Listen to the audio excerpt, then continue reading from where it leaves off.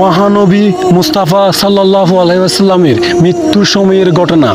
জিবরাইল আলাইহিস সালাম আসলেন, এসে নবীকে সালাম দিলেন আর বললেন, হে আল্লাহর রাসূল, আল্লাহ আপনাকে সালাম দিয়েছেন আর জানতে চেয়েছেন আপনি কেমন আছেন।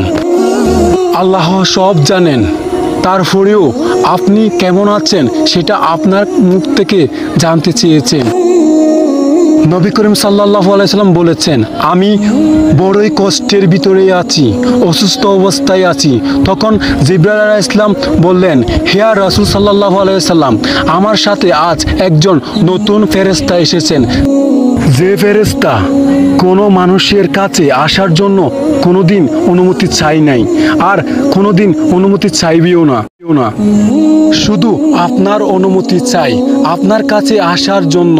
আর সে ফেরেশতার নাম মালাকুল মাউত। মালাকুল মাউত রাসূল সাল্লাল্লাহু আলাইহি সাল্লামের অনুমতি নিয়ে রাসূলের সাল্লাল্লাহু আলাইহি ওয়াসাল্লাম জান মুবারকের কাছে এসে সালাম দিলেন, বললেন, হে রাসূল সাল্লাল্লাহু আলাইহি সাল্লাম, আদম আলাইহিস সালাম থেকে শুরু করে এ পর্যন্ত যত মানুষের জান কবজ করছি আর কিয়ামত পর্যন্ত যত মানুষের জান কবজ করব, কারো কাছে অনুমতি চাইনি আর চাইবো না, আমার লাগবে না।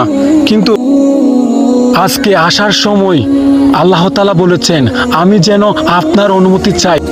নবী সাল্লাল্লাহু আলাইহি সাল্লাম বলেছেন, হে মালাকুল মউত, আমি যদি অনুমতি না দিই। মালাকুল মউত বললেন, ইয়া রাসূল সাল্লাল্লাহু আলাইহি সাল্লাম, আল্লাহ তাআলা বলেছেন যদি অনুমতি না পাও ফিরে আসো। আল্লাহু আকবার।